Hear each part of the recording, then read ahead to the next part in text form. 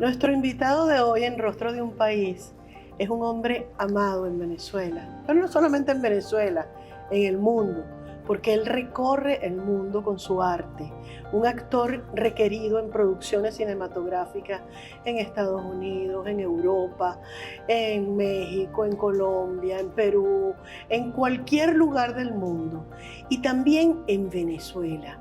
Aunque él nació en la bellísima isla de Puerto Rico, vivió muchísimos años en Venezuela y fue uno de nuestros rostros más queridos, protagonizando cantidad de novelas que dejaron el corazón de las venezolanas, pero completamente prendado de este hombre guapo, elegante, excelente actor, con una voz deliciosa. Nosotros siempre envidiábamos a las actrices que trabajaban con él. Y bueno, nos enamoramos de este boricua venezolano, un rostro más de Venezuela, Daniel Lu.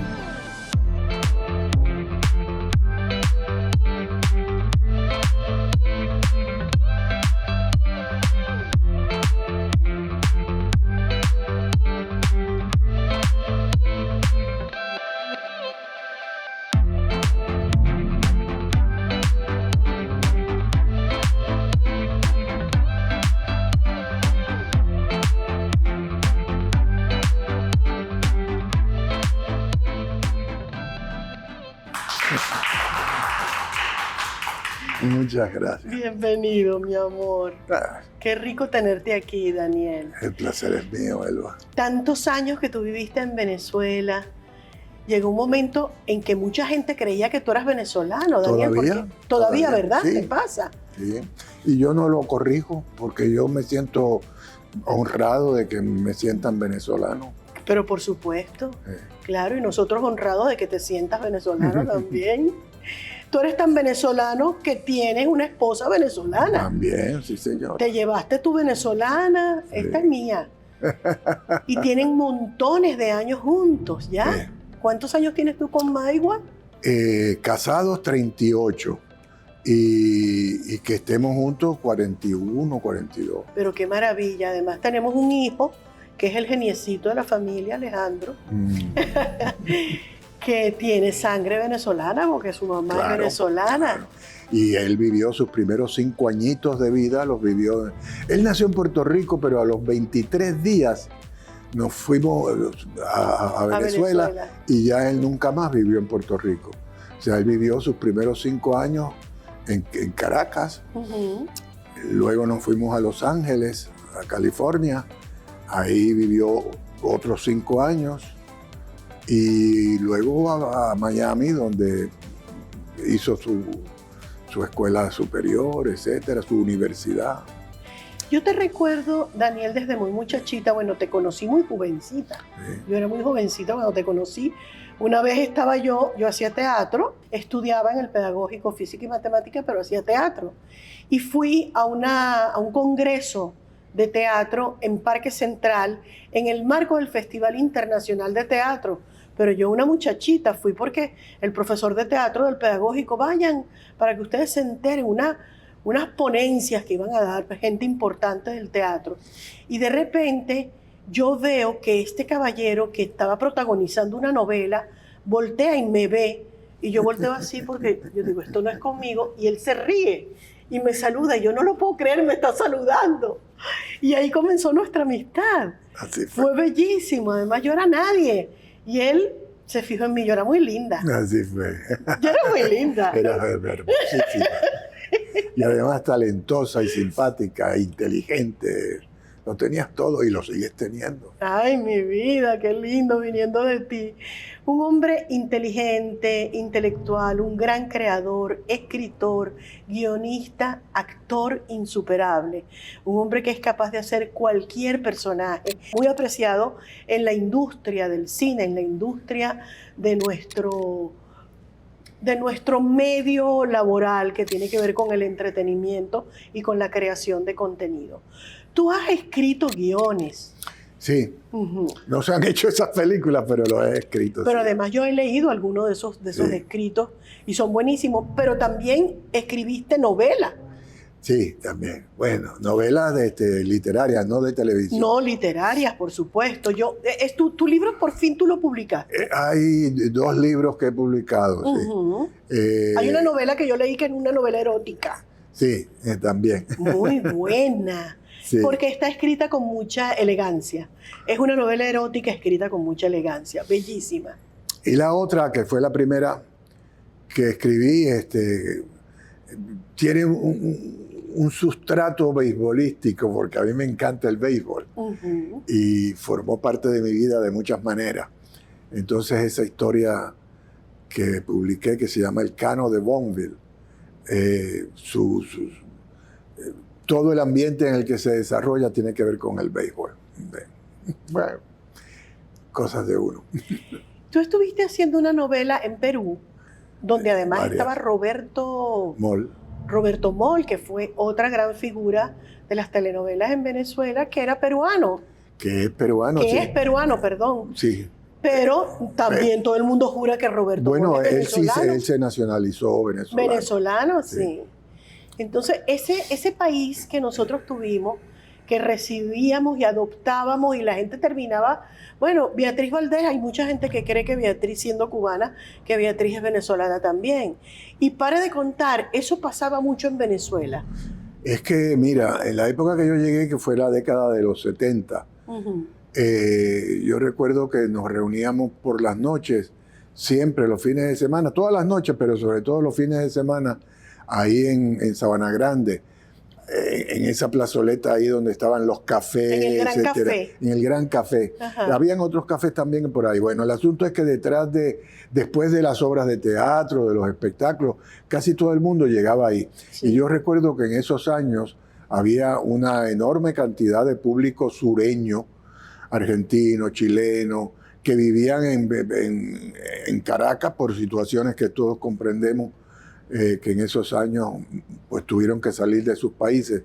Y otros que llegaban no necesariamente porque tuvieran que salir de sus países, sino porque Venezuela era un centro de creatividad para los que, sobre todo para los de nuestro campo, ¿no? Uh-huh. Y ahí uno conocía gente interesantísima. Y todo el mundo, todos los que venían de otros lugares, y lo sé porque yo también venía de otro lugar, todos comentábamos la felicidad que le ofrecía a la gente Venezuela y Caracas. Eran unos años maravillosos, y todo el mundo se encantaba de vivir allí. Qué bello que nos compartas eso de esa manera, mi amor. Sí, era el Porque comentario eso de nos todo hace el mundo. bien, nos hace bien con todo lo que está pasando, que está en entredicho la gentileza del venezolano por todo lo que está ocurriendo en Estados Unidos. Pero es lindo saber que hay gente que reconoce esa buena venturanza del venezolano. Si un país Uh-huh. recogió y aceptó en su seno a todo el que salía de otros lugares, por las razones que fueran, que tuvieran que salir, ese fue Venezuela. Definitivamente, así Oh, fue. sí. Definitivamente. Y le vivimos eternamente agradecidos. Y lo lo vivimos porque me hago eco de toda la gente que yo conozco, que apreció ese abrazo, esa acogida que nos dio Venezuela siempre. Ese momento en que tú estabas haciendo esa novela en Perú, te llegó una oferta a Venezuela. Fue en ese momento, ¿no? Que te llegó una oferta para hacer una novela en Venezuela. Esa novela caminó muy bien en muchos mercados. Sí. Y entonces Venevisión la compró. La veíamos. Ajá. Para pasarla en Venezuela, que se pasó. Creo que fue la primera novela no venezolana que se pasó en Venezuela. Uh-huh. Y entonces, pues, como yo trabajaba en ella, pues me fueron a contratar, pero ya yo no estaba allí. Yo había terminado esa novela y había regresado a Puerto Rico. Entonces Enrique Cuscó, que en paz descanse, fue a Puerto Rico y él personalmente me contrató y me llevó a Venevisión. Yo llegué a Venevisión en enero del 75. Envía dinero a Venezuela con la mejor tasa del mercado, inmediato, seguro y sin complicaciones. Envía desde donde estés y a la hora que quieras. No pierdas tiempo. Descarga Retorna hoy mismo y descubre la forma más rápida y segura de hacer que tu dinero llegue a tu familia en cuestión de segundos.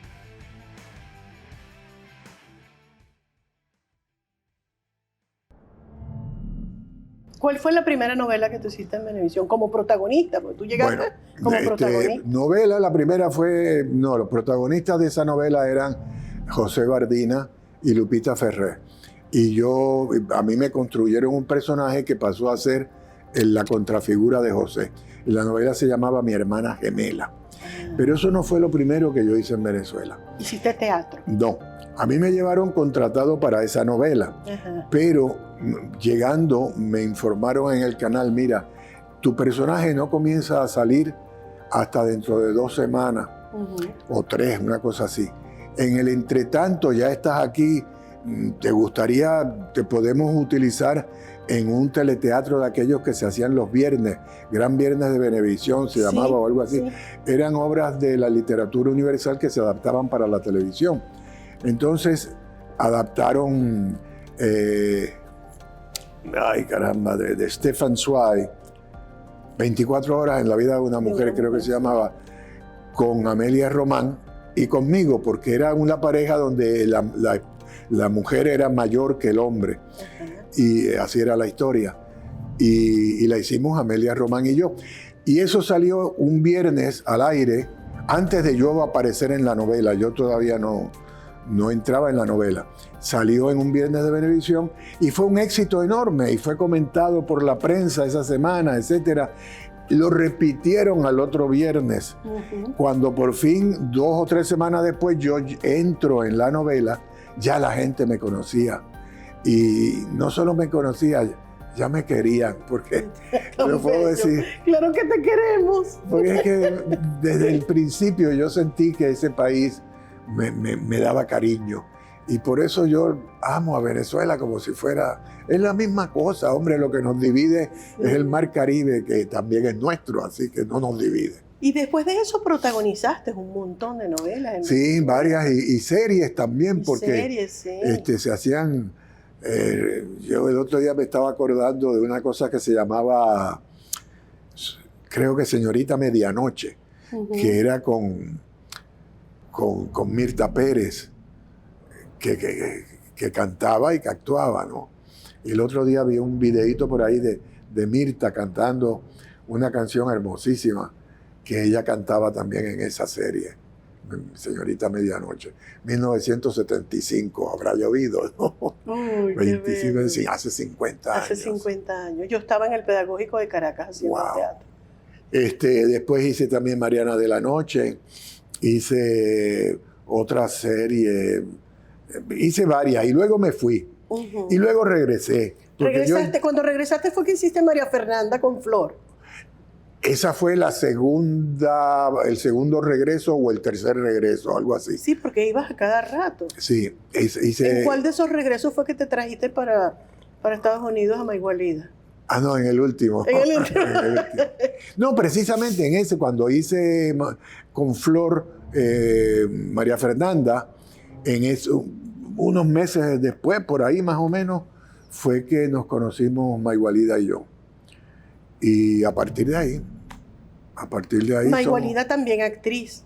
También, por eso trabajábamos juntos en una serie o en un teleteatro, porque también yo hice muchos teleteatros en esa época para Venevisión. Se me han olvidado los nombres y algunos de ellos, de repente algo me lo recuerda. Mira, yo hice una cosa con... Pero otros se me han olvidado, pero se hicieron muchos teleteatros en esa época. ¿Y después te viniste a vivir a Miami? Yo me vine a vivir a los Estados Unidos en el 2000, pero a California, a Los Ángeles. Ahí estuve hasta el 2004. En el 2000, en realidad estuve hasta el 2005. O sea, la casa siguió vivíamos en California, en Los Ángeles, hasta el 2005. Pero yo, el 2000, ellos sé que mi esposa, o sea, Maigualida y mi hijo, allá, pero yo el 2004 lo pasé en Miami, casi completo, haciendo Prisionera, una novela de Telemundo. Claro, sí. Hiciste Prisionera. Bueno, si nos podemos a revisar tu currículum, no terminaríamos nunca esta entrevista, porque tú has trabajado muchísimo y no paras. Ahora mismo estabas haciendo algo en Puerto Rico, una película. Ahora estuve en Fight Back, una película de artes marciales, que se filmó en Puerto Rico, recién hace un par de semanas que terminé, o quizás hasta menos. Y has estado haciendo mucha película, mucho cine últimamente. El cine me gusta, Elba, Sí. me gusta. Y te llaman de todas partes, además. Tú tienes la ventaja de que eres americano, hablas perfecto inglés, o sea que tienes acceso a cualquier tipo de personaje, ¿no? Sí, pero bueno, los años pasan y las posibilidades hoy día para actores de mi edad no son las mismas que habían antes, son menos. Entonces se reduce el trabajo, pero se hace más interesante. Ajá. Los trabajos son menos, pero las oportunidades son más interesantes. Por ejemplo, ahorita esa película que estuve haciendo, hago un entrenador de artes marciales. Yo de eso no sé mucho, pero hago un entrenador que entrenó a su hija y a su nieta. Y ambas llegan a ser pues número uno en su disciplina. Esa es una película de... ¿Y haces artes marciales en el No, la película? yo no. ¿No hay ninguna escena en la que estás, en la que andas? No, en que les doy instrucciones a la niña que hace a mi nietecita, Ujú. pero sin yo practicar nada de eso, porque yo no practico artes marciales.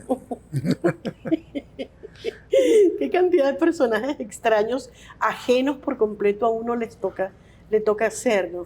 ¿Cuál es el personaje más ajeno a ti que tú has hecho, aparte de este que artes marciales nada que ver? No, algunos son más ajenos. Yo hice una película, un capítulo de una serie en Colombia, esa serie de mujeres asesinas. Ajá. Bueno, de esa serie, que son 40 y pico de capítulos, creo, hay un capítulo donde la protagonista no es mujer, la asesina no es mujer, es un transvesti. Uh-huh. Y yo hago el transvesti. Cuando me ofrecieron ese personaje, que prácticamente fue el director el que se empeñó en que lo podía yo hacer, pero yo le dije, yo no puedo hacer eso, yo nunca he hecho nada de esa naturaleza y no me siento, usted lo va a hacer, usted lo va a hacer. Además, tú eres un camión de testosterona. Sí, hombre, entonces... Bueno, pero terminé haciéndolo y me siento muy orgulloso de ese trabajo. Ya lo creo, sí. Porque, pues sí, uno se lo cree. A mí me pasó en Venezuela con Hamlet, un montaje que hizo José Manuel Suárez, donde todos los personajes los interpretamos mujeres. Mira eso. Sí, y a mí me tocó hacer el rey.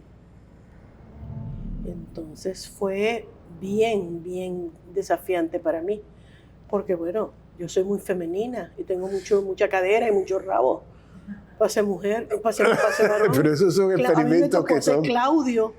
Y Claudio no solamente es un hombre, es el malo, el malo más malo, sí, más bicho que escribió Hamlet, es Claudio, ¿no? Sí. Pero bueno, uno agradece atravesar esa experiencia. Son experiencias sabrosas. Sí.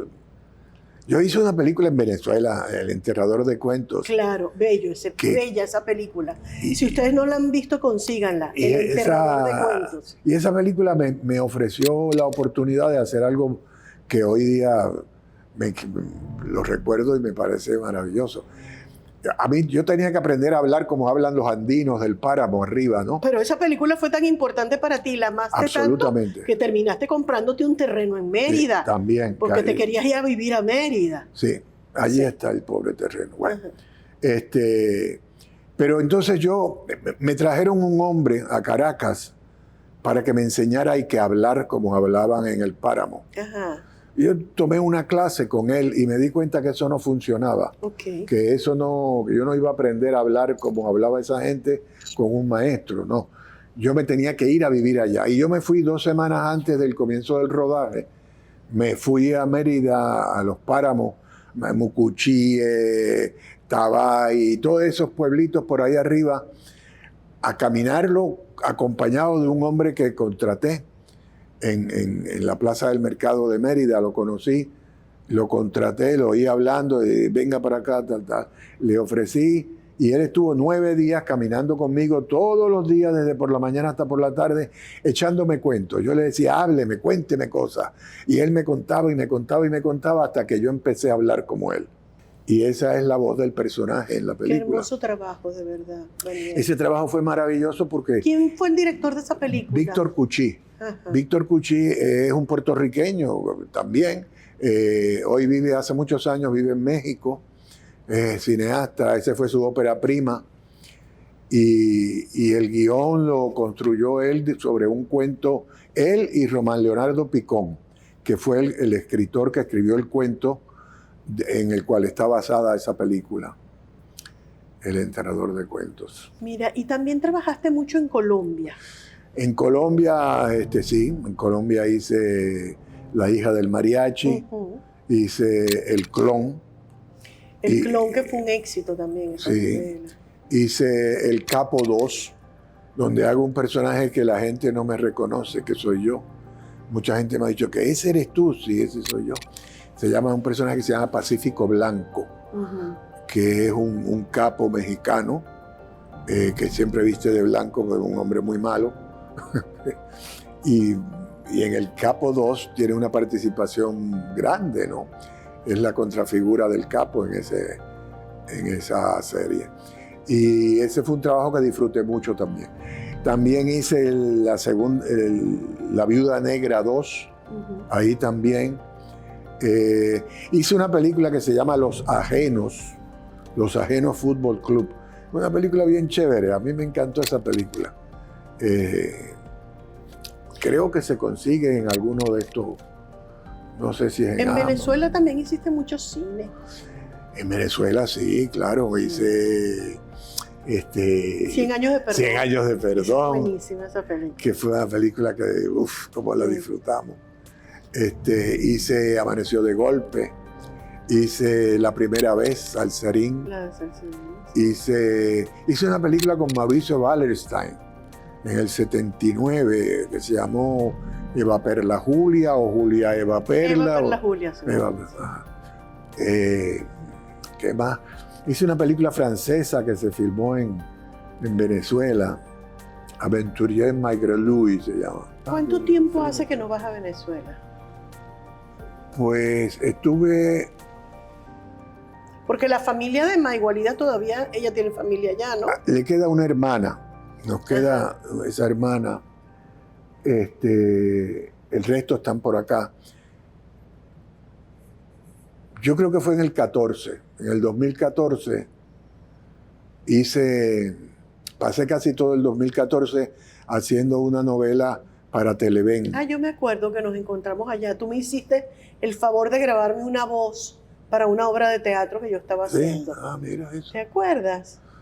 Ahora que me grabaste la voz, que era una carta que le escribía un hombre. ¿Y te sirvió? ¿Lo usaste? ¿Pero qué? ¿Qué te pasa? Todo el mundo decía, esa es la voz de Daniel Lugo, porque te reconocían. Bueno. Bellísimo, bellísimo.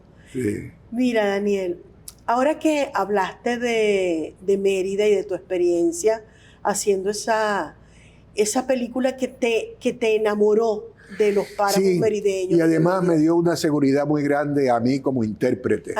Porque fue como salir del mundo de los galanes y entrar en el mundo de los característicos, porque es un personaje totalmente opuesto a un galán, es otra cosa. Y eso pues me dio otra dimensión como intérprete. Y si tú recordaras ese momento en Mérida, caminando por las montañas con el viejito, y cerraras los ojos, ¿qué aroma te recordaría? ¿Aroma? Qué preguntita difícil.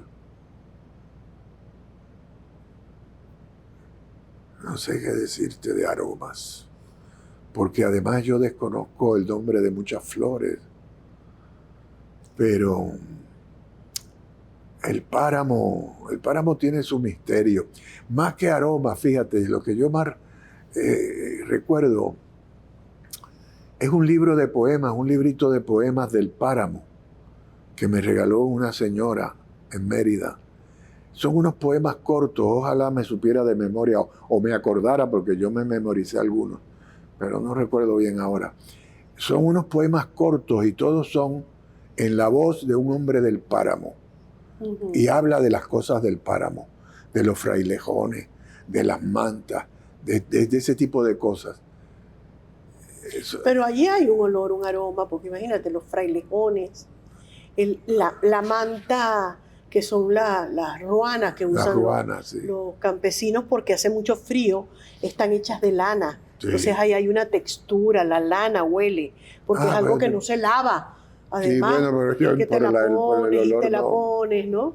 Te mentiría si te digo de algún aroma. Claro. Y de Caracas, ¿qué es lo que recuerdas? ¿Qué imagen tienes tú de Caracas que te llena el alma? Imágenes físicas, visuales, sí. Porque Caracas es una ciudad realmente afortunada. Primero con ese Ávila. El Ávila es una montaña que te da vida. De mirarla nada más, te llena el alma esa montaña. Y las otras montañas, las colinas del otro lado también, sí. O sea, y el valle, o sea, Caracas tiene virtudes en ese aspecto que te hacen sentir que es una ciudad hermosa, agradable, aún con las colas de tránsito, que hubo épocas donde... Que había muchos carros, sí. Para una ciudad tan pequeña. Pero era delicioso eso. Sí. Yo recuerdo una vez que yo vine a Puerto Rico, vine con Flor Núñez, porque me invitaron a hacer una actuación especial en una novela que ella protagonizaba con Junior Álvarez. Ajá. Que se grabó en Venezuela una parte en Los Llanos. Ajá. Y el resto se grabó aquí. Mira, entonces yo participé, hice un personaje de la amiga de ella en Los Llanos y entonces luego grabé 1 o 2 escenas aquí. Y aquí no, allá. Allá en Puerto Rico. Es que como yo ahora vivo en Puerto Rico me siento aquí. Entonces en Puerto Rico tú me presentaste un amigo que me invitó a hacer un unitario que él dirigió. El Che García, sería. Yo no recuerdo, pero yo hice un unitario. Para Son of Film. No recuerdo. ¿No te acuerdas de eso? No recuerdo. Debe haber sido, porque sí. Eran los que producían. En esa época tú, ahora que pienso en Mérida, me hablas de la montaña. En esa época tú te hiciste una casita en una colina. Sí. Nosotros fuimos a visitarte a tu casa. Sí. Ya estabas con Maigualida. Una casita como de ensoñación, sí. Porque era una perfecta colina que tenía 360 grados de vista. Sí. Bellísimo ese lugar. ¿Dónde era eso? ¿En qué parte de Puerto Rico? Eso se llama Sonadora. Eso es territorio de Aguas Buenas, que es un pueblito que queda muy cerca de Caguas, ajá. En las montañas. Y entonces esa casa, ahí estaba la casa y yo hice esa casita adicional, que esa fue como una casita de huéspedes que hice en la parte retirada de la casa principal, algunos 20 metros retirada, y con esa vista que daba, y uno veía San Juan a lo lejos, incluso el mar, y se veía pues como casi 180 grados. Delicioso. Y el clima era muy agradable. Delicioso, sí. A mí me dio mucha lástima vender esa propiedad, pero pues yo me la he pasado brincando, nos teníamos que ir, sí. y pues nos fuimos. Bellísima esa casa. Ahí, en la vida itinerante de nuestra profesión, uno comienza a practicar el desapego. Es importante. Y es una práctica que a veces hiere un poco. Es, ¿no? Dolorosa. Es dolorosa. Sí. ¿Cuántas veces has tenido tú que practicar el desapego? Muchas veces. Me encariño con los lugares, pues yo soy bien casero. La gente pensará que yo me la paso brincando. Tuve mi época de brincar y saltar, pero en realidad yo soy muy casero y me gustan tener mi cuevita, mi lugar, mi cueva, le llamo yo, ¿no? Y pues mi primera cueva la abandoné en Puerto Rico cuando me fui la primera vez y no he hecho otra cosa que abandonar cuevas aquí, allá y más allá. Pero es como tú dices, el desapego. Pero es importante uno desapegarse de las cosas físicas. Fíjate que En una oportunidad yo dejé guardado en un storage en Puerto Rico una serie de cosas, en una oportunidad que me fui a Venezuela a vivir, y dejé una serie de cosas guardadas en ese storage. Estuvo ahí 9 años. Yo estuve pagando ese storage durante 9 años. Ya yo había regresado, me había venido a vivir a Miami cuando mandé a buscar esa mudanza que había guardado ahí para traérmela a Miami desde Puerto Rico. Y me la traje. Pregúntame qué cosas de ahí yo salvé. Nada. ¿Qué tengo? Nada. ¿No Nada. te interesaba nada lo que 2 o 3 libros fue lo que conseguí. Habían unos videos que se habían dañado porque los videos se corrompen. Sí, claro. Había muchas cosas que hongos y el tiempo y de muchas maneras se destruyeron esas cosas. Entonces yo estuve pagando 9 años para guardar una cosa que ahora no me sirve para nada. Pagué el traslado en barco de esas cosas a Miami. Te hubiese salido más barato, Hombre, tomar un avión, abrir eso y decir, esto no me sirve de nada. hombre, claro que sí. Claro. Pues eso me ha pasado varias veces. Varias veces. Uno va dejando, sí. Tú me contaste que tú habías nacido en Aguadilla, pero realmente tú te sientes cagüeño. Sí. Porque te criaste, a los 6 meses te llevaron a Cagua y te criaste en Cagua. Sí, así fue. ¿Cómo fue esa infancia tuya en Cagua? Uf. Divina. Sí, yo lo recuerdo con mucho cariño porque yo recuerdo, lo primero que recuerdo, mi primer recuerdo, Elba, y yo tendría como 3 añitos o quizás antes de cumplir los 3 añitos, unos meses antes o algo así.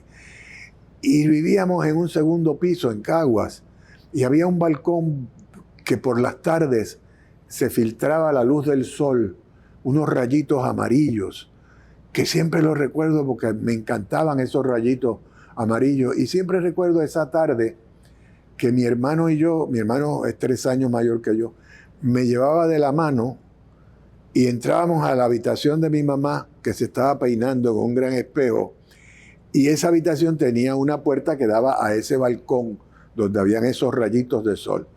Y yo siempre recuerdo que entramos ahí, mi hermano le pidió permiso a mi mamá para que los dos saliéramos a ver los rayitos del sol.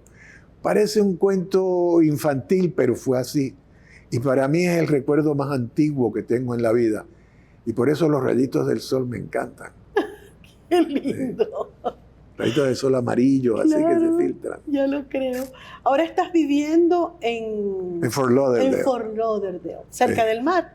Relativamente, pero no veo el mar de donde No estoy. lo ves de donde estás. Sí, no. ¿Te ha hecho falta el mar en algún momento? No. Porque siendo isleño... Fíjate que no, eso te iba a decir. Ajá. Todo el mundo pensará que por ser isleño, pues yo soy muy aficionado al mar. Pues no lo soy. Le tengo un gran respeto al mar. Y me gusta verlo como paisaje.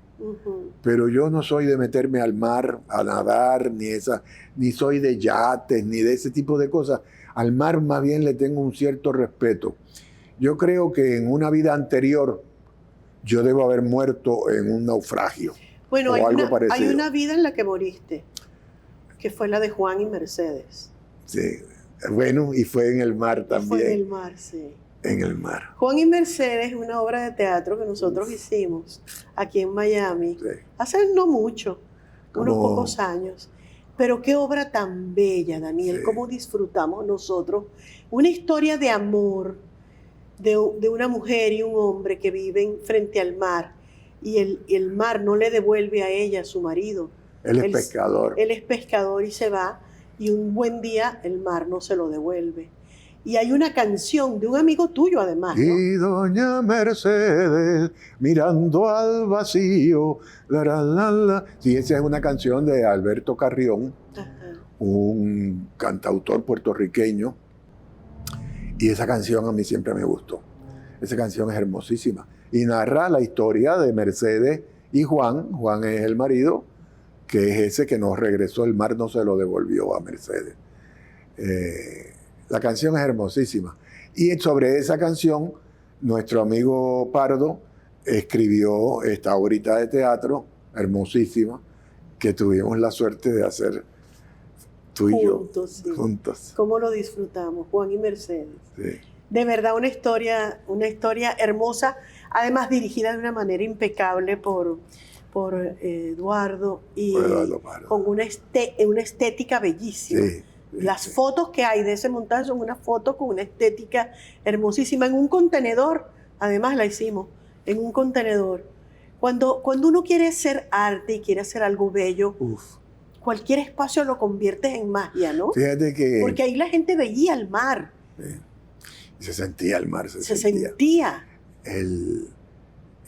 Ahora que tú vives o pernoctas por temporada. por temporadas Sí. en Puerto Rico, siempre pensé, bueno, de repente podemos hacer Juan y Mercedes allí, sería bien Ay, bonito. sería hermoso. Sí. Yo lo hago. Uf, yo también. Vamos. Lo que pasa es que, mira, yo esta última obra que hice en Puerto Rico, el Aeroplanos, Aeroplano. que fue un gran Que son evento. Dos caballeros, ¿no? ¿Quién es el otro? Dos hombres, sí. El otro lo hizo Carlos Esteban Fonseca, un actor boricua también muy bueno.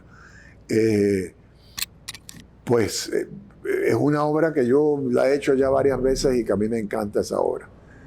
Y son dos viejos viudos que se conocen desde toda la vida y que ya están en la última etapa de sus vidas, ¿no? Pero que todavía comparten. No solo comparten unas peleitas, porque son como el perro y el gato, estos viejos que se la pasan discutiendo, pero Gruñones, que no pueden vivir el uno sin el otro. Sí. Es una obra hermosísima. Pues, pero ¿qué pasa? Hacer teatro en Puerto Rico, me refiero. Uh-huh. Estando yo fuera de Puerto Rico, yo no vivo allá, pues conlleva pasajes de avión, estadía, viático, tiempo de ensayo, funciones. Cuando tú vienes a ver, se encarece muchísimo la producción y todos sabemos que con el teatro no hay movimientos grandes de dinero. Entonces tendría que ser pues como fue esta vez, que fue una gran producción en un teatro de 1000 y pico de localidades y un gran evento que sí, que pudo pagar todos esos gastos, pero no es lo usual. Uh-huh. Entonces yo decidí que el teatro, por lo pronto me retiro del teatro, a menos que sean cosas así que no requieran mucha movilización ni mucho gasto. Prefiero hacer cine. Pero es preferible hacerlo con patrocinantes, conseguir un patrocinio que pague los gastos. Sí. Bueno, pero eso no es tan fácil a veces. No es tan fácil, bueno. En esta ocasión sí se consiguió, porque se unieron varias cosas. Y esa es una historia bella y además está inspirada en esa canción. La de Juan y Mercedes, la dices tú. La de Juan y Mercedes, que vale la pena hacer y que probablemente encontremos la oportunidad para hacerlo. Hombre, sería feliz de volver a trabajar contigo, Daniel. A mí me encantaría otra vez. Porque además esa historia la amamos profundamente. Sí. Fue una historia que apreciamos y que la hicimos con mucho gusto. Y en Puerto Rico sería un cariñito. Porque esa es la canción en la que está basada. Claro. Es una canción que todo el mundo conoce, es una canción muy hermosa. Y Alberto Carrión es uno de nuestros compositores más queridos en el país. Alberto es una figura importante para nosotros los puertorriqueños y es el autor de esa canción y de muchas otras más. Bueno, a lo mejor le hacemos ese cariñito a Puerto Rico y a Venezuela, porque ahorita en Puerto Rico hay un montón de venezolanos. Sí, señora. Cada vez hay más, cada vez habemos más. Mi amor, gracias por acompañarme este ratico en Rostros de un País. Estoy segura de que la gente cuando vea este programa va a apreciar mucho tenerte de vuelta y reconocer cuánto te quieren y cuánto te admiran en Venezuela y el mundo. Es mutuo. Yo los adoro a ustedes. Yo quiero mucho a Venezuela y a los venezolanos. Y sufro lo mismo que sufren muchos de ustedes por muchas razones. Daniel Lugo, en Rostros de un País.